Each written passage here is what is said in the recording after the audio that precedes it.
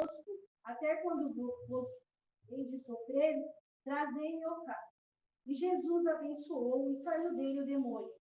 E desde aquela hora ficou o moço curado. Então se julgaram, chegaram os discípulos a Jesus em particular e lhe disseram: por que não podemos nós lançá-lo fora? Jesus lhe disse: por causa da vossa pouca fé. Porque na verdade vos digo, se tiverdes fé como um grão de mostarda, direi a este monte: passa daqui para acolá, e ele há de passar, e nada vos será impossível. Mateus 17, 14 e 20. Essa passagem é uma passagem muito bonita, viu? É a história de um homem apavorado que viu seu filho se jogando no fogo, se jogando na água, ou seja, um lunático. E aí ele, correndo, chamou os apóstolos para que ajudasse o rapaz, expulsasse aquele demônio. E os apóstolos não conseguiram. Ele foi até Jesus. Jesus se enfureceu com isso. É um registro em que ele pede as estribeiras mesmo, diz: raça de víbora, até quando estarei convosco? Por quê? Traga o rapaz. Trouxe o rapaz, ele abençoou o rapaz, saíram-se todos os demônios, foram expulsos, o rapaz ficou bom e ele foi cercado pelos apóstolos de cabeça baixa. Por que nós não conseguimos fazer isso? Ele diz: por causa da falta de fé de vocês. Então, o assunto é fé. E é um assunto complicado e difícil. Porque fé ainda está num campo meio subjetivo. Se eu perguntasse para alguém aqui definir o que é fé, eu imagino que talvez ninguém conseguisse. E se conseguisse, eu aplaudiria. Porque é um assunto complexo, profundo, que a gente tenta, de forma elástica, né, numa elasticidade semântica, colocar essa palavra para tudo. Mas não é fé, ela tem uma razão de ser. Nós precisamos alcançar o entendimento do que vem a ser a fé e de quão poderosa é essa ferramenta.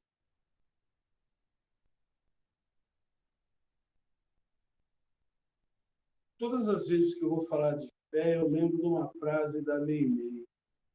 A Meimei dizia, deixa eu me lembrar bem, que essa frase eu não posso me esquecer. Não, ela dizia: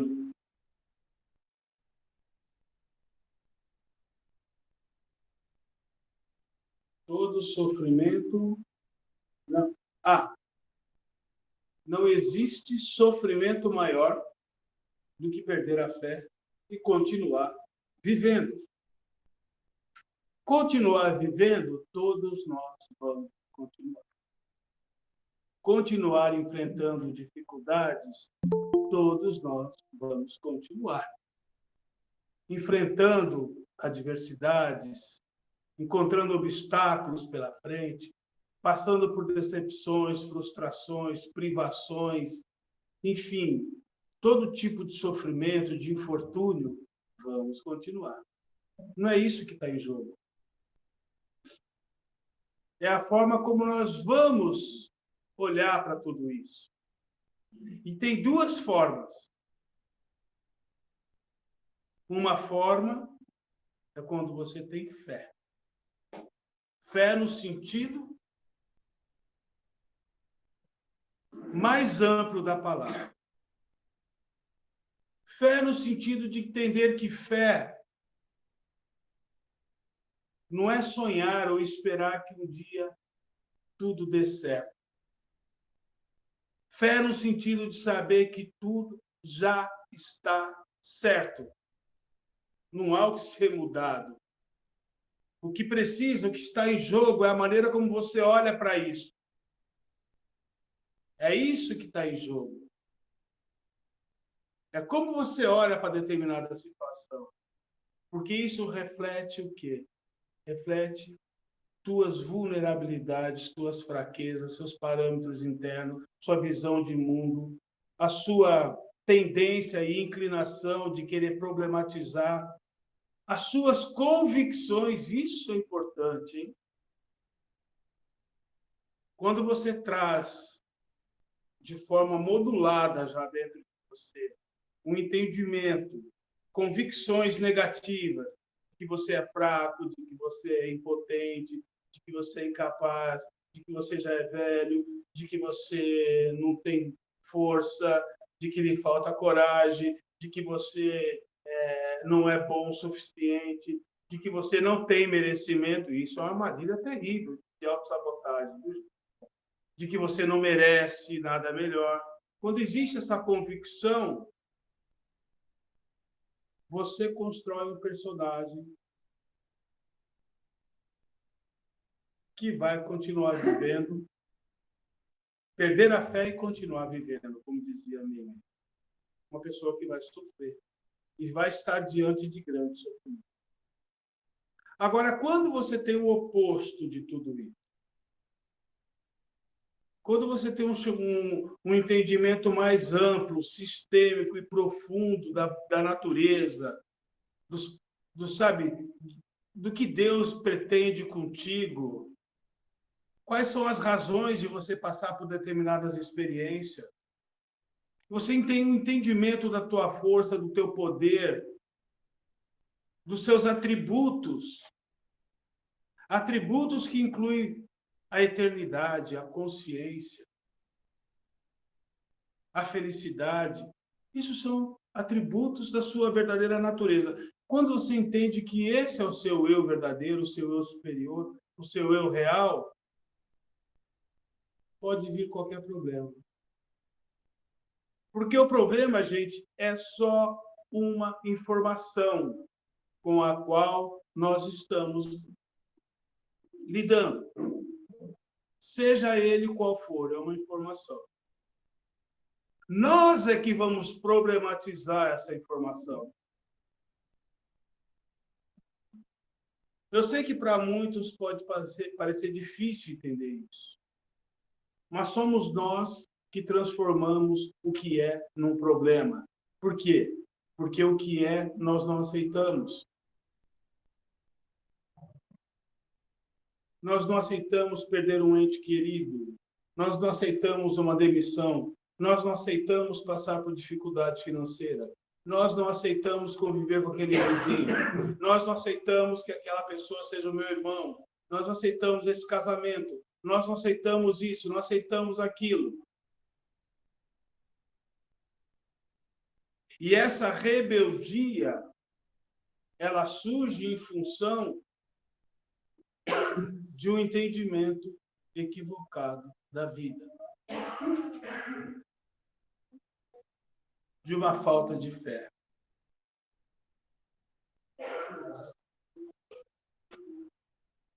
Como é que se constrói uma personalidade? Como é que se constrói um caráter de uma pessoa? Como é que nós construímos o nosso caráter? Através daquilo que a gente acredita, não é isso? Nós passamos por experiências. Opa! O melhor para mim é pensar dessa forma. É acreditar que é isso. Então, para mim, eu estou absorvendo uma determinada crença. Uma crença que eu estou dando valor. Eu estou positivando essa crença dentro de mim. Essa crença cria uma característica no meu ser. Eu vou sempre agir de determinada forma porque acredito nisso. Tenho fé nisso. Estão entendendo o que é fé? Eu tenho fé que eu tenho que reagir de forma violenta para me impor sobre os outros. O problema meu, é uma fé minha, é uma crença minha. Isso se transformou numa característica do meu ser que me transformou numa pessoa violenta. Eu tenho fé que devo perdoar, compreender, não problematizar uma situação como essa. Tenho que me colocar no lugar da pessoa. Isso vai construir parâmetros internos de uma pessoa pacífica, uma pessoa amorosa. Então depende do que você acredita. Você acredita, por alguma experiência que tenha tido, por algo que seu pai tenha dito, sua mãe, algum adulto? Você acredita que é uma pessoa fraca, uma pessoa frágil? Você tem essa convicção de fraqueza? Você tem esse tipo de fé?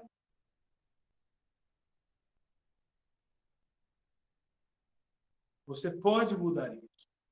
Você pode desconstruir esses conceitos, esses parâmetros internos, mudar essas crenças, mas se você não fizer essa desconstrução, o universo fará. Fará isso com você, experimentando você através de grandes desafios, obstáculos, frustrações, perdas, dificuldades, porque isso acontece com todo mundo. Ainda não conheci um bem-aventurado desse mundo que não tenha passado por nenhum tipo de dificuldade, problema, perda, frustração. Não conheci. Se vocês conhecerem, me apresentem.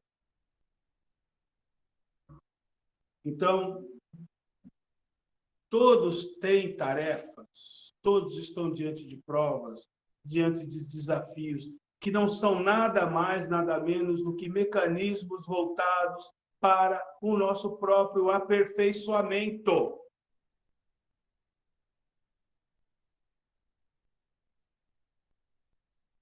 Fé é única e exclusivamente aquilo que você escolheu acreditar.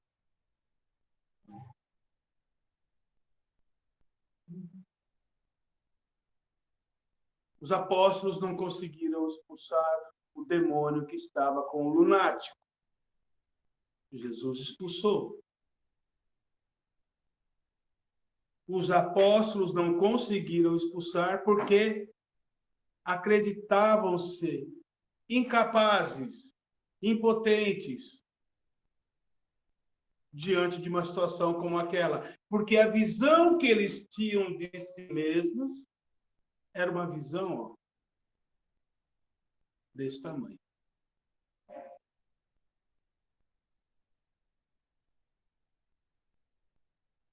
O mesmo não aconteceu com Jesus, que ao abençoar o rapaz, o espírito voou para o espaço. Porque Jesus tem convicção do teu poder, tem uma visão de si mesmo contrária a todos eles. Então, não é que ele é abençoado, ele construiu parâmetros internos mais elevados, que o transformaram numa pessoa mais poderosa. Parâmetros de coragem, de confiança, de aceitação, de alegria, de serenidade. Isso a gente não compra na feira, gente. Nós temos que criar um programa dentro da gente que tenha tudo isso. E desconstruir, fazer um... Como é que é? Upgrade? Não. Acho que é isso, né? Tem que fazer um trem desse para você trocar um programa antigo e colocar um novo. Porque o programa antigo já não atende mais as tuas demandas atuais, ao mundo como está.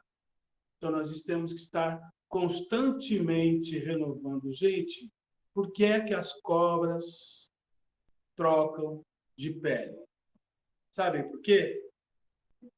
Para crescer.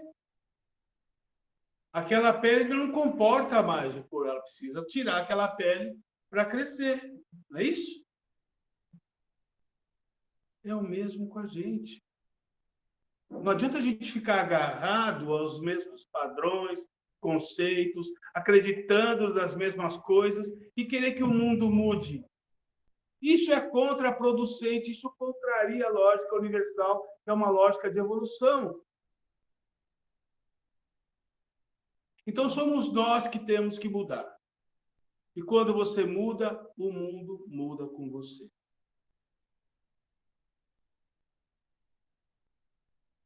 Querer que o mundo mude sem que você mude.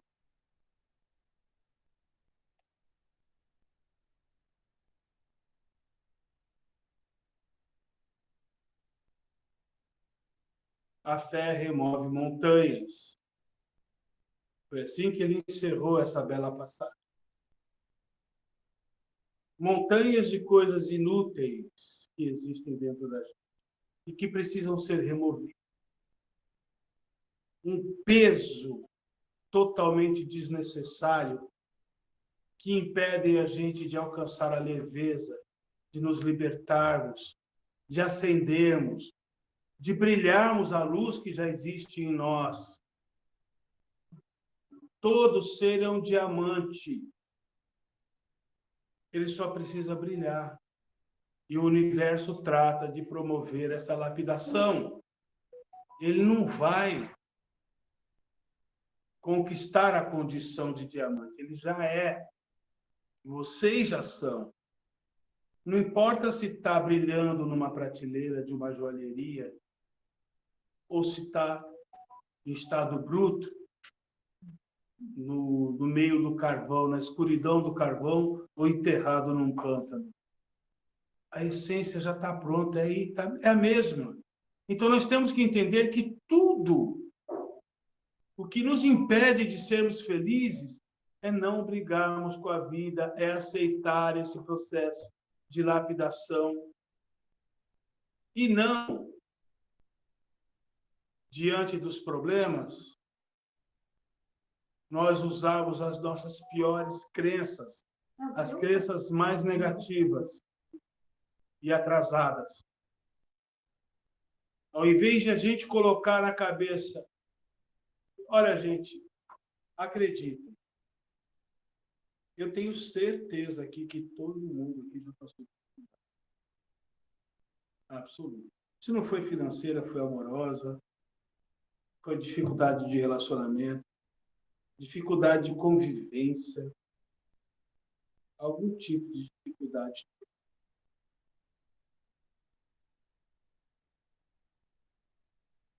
E a gente sempre tem que ter em mente o seguinte: não estamos livres e não estaremos.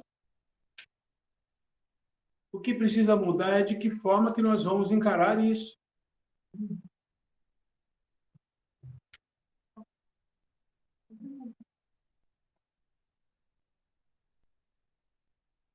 Não lembro que história é essa da água.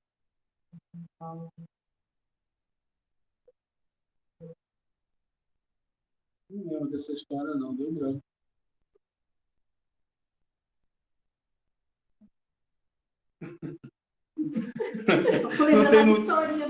Não tem muito a ver, não, mas ela gosta dessas historinhas. São meio fábulas, né? Mas são interessantes. Segundo dizem, essa história pertence ao Evangelho de Nicodemo. Foi descoberto aí em Nag Hammadi, desenterraram, encontraram. Mas isso também não tem essa comprovação. Eu encontrei isso no livro do Eliphas Levi, e ele contou essa historinha. Um livro muito antigo, eu nem lembro o nome do livro. Mas é uma história de Jesus, né?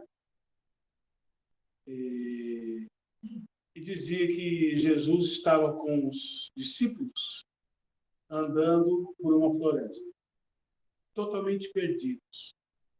E não sabiam para que lado eles iam, para encontrar a cidade. Então eles iam para um lado, não dava nada, daqui a pouco eles estavam rodando em círculos, apavorados, Jesus só observava. Apavorados, eles falaram: a gente precisa procurar ajuda, a gente precisa achar uma saída. De repente, embaixo de uma árvore, encontraram um pastor de ovelhas, aquele bem preguiçoso, embaixo da árvore, descansando na sombra, com a cabeça baixa. E os discípulos, apavorados, cercaram esse pastor. Pastor querido, pastor amado, por favor, nos informe qual é a direção da cidade, a gente precisa sair, nós estamos perdidos. E Jesus falou: o pastor preguiçoso Demorou para levantar a cabeça. Com muito sacrifício, ele empurrou o cajado dele na direção de uma senda que tinha por ali. Falou, deve ser por aqui. Ele apontou para lá, vamos. Eles foram por aquela senda, andaram novamente. Eles perceberam que continuavam perdidos, passando pelos mesmos lugares, dando voltas. E Jesus observou. Quando eles já estavam desanimados, cansados, tristes, eles avistaram uma jovem com aquele pote de barro cheio de água na cabeça. Existia panela de alumínio naquele. Tinha que carregar aquele peso, mais a água. E ela subindo o morro, cantando com aquele negócio e tal. E jovem, que bom que você apareceu. Estamos com um problema terrível. Nós estamos perdidos, não achamos. Não conseguimos achar o caminho que nos levaria à cidade. Não, muito bem, pois não. Tirou o bode e colocou no chão. Olha, vocês vão por aqui, assim, tem uma descida ali, vocês pegam aquela trilha, vocês vão ver uma bifurcação lá na frente, vocês pegam a esquerda, mas espera, eu vou com vocês até uma parte do caminho, porque talvez vocês possam se perder. Eles ficaram espantados, né? Uma pessoa tão explícita, assim, ajudando, disposta a querer ajudá-los. E foram, de fato, ela levou eles até um pedaço do caminho. Olha, agora não tem como errar. É por essa trilha aqui, vocês vão sair direto. Vai chegar na cidade. Dito e feito. Eles entraram. E tão grande foi a alegria quando eles avistaram a cidade, e aquele desespero que tomava conta dos apóstolos. Já não existia mais Jesus. Aí, quando eles estavam aliviados, cercaram o mestre e falaram: mestre, qual será a sorte dessa jovem tão cheia de energia, de vida, e com um coração tão bom? Ela vai se casar com aquele pastor preguiçoso.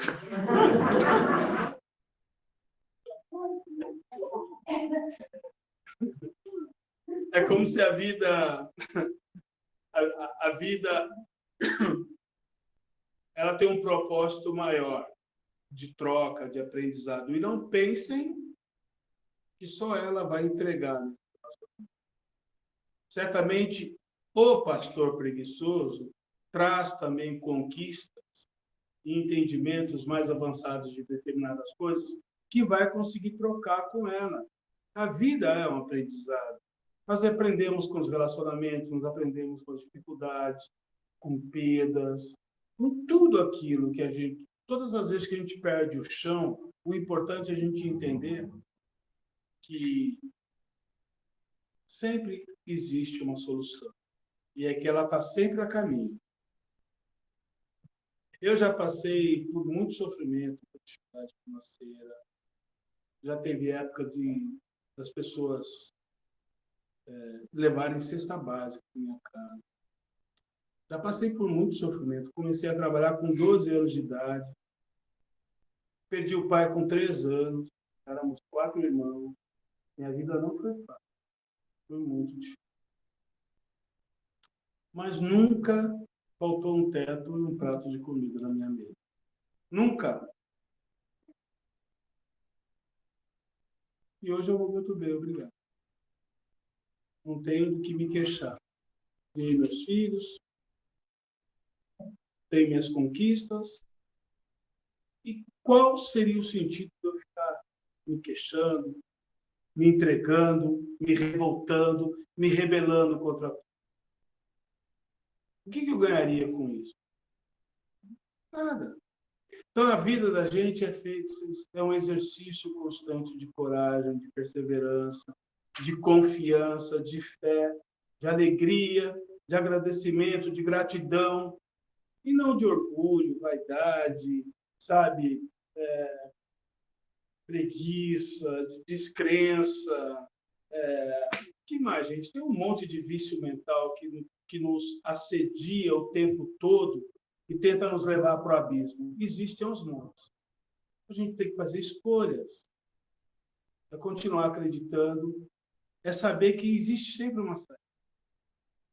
E que a busca da saída, esse exercício de buscar uma saída, é como se nós estivéssemos sendo compelidos a desenvolver as nossas potencialidades, né? Como se nós estivéssemos sendo obrigados a sair da zona de conforto, da inércia e desenvolver habilidades necessárias para mudar esse cenário. E nisso a gente cresce. Ninguém é o mesmo depois de passar por... Você sempre terá algum tipo de conquista. Mao Tse Tung viu a esposa, os 3 filhos, irmãos, todos sendo mortos, todos eles sendo sacrificados. Ele assistiu à morte de todos eles. E aí ele se transformou numa pessoa que não perdeu a obstinação, o senso de liderança, a noção da missão que ele trazia, conseguiu unir um país que estava todo, né, fracionado por inúmeras etnias, ideologias, reinos, e era briga para todo lado. Ele botou a mão na mesa e organizou tudo isso. E ele deixou uma das frases que ele deixou no seu túmulo, como é que se chama, né, essa palavra? Na lápide, né? Tem uma música do Titãs que ela queria ser... Como é que é o nome daquela música? Hã? Epitáfio. Ele deixou no seu epitáfio essa seguinte frase, de que quando a vida reserva uma grande missão para um homem, primeiro ele vai experimentar a alma dele com privações, sofrimento, perdas, para que ele se coloque à altura da intendência que a vida tem a entregar a ele. Então, ele escreveu mais ou menos. Então, às vezes, a gente não entende o que sofre, o que passa por dificuldade. A gente só se revolta. A gente não percebe o objetivo maior que tem por trás de tudo isso. O que a vida quer com tudo isso. E a gente não aceita, a gente quer a inércia, a gente quer o conforto, a gente não quer mudança. Só que mudar não dói. O que dói, como diria Buda, é a resistência à mudança. Bom?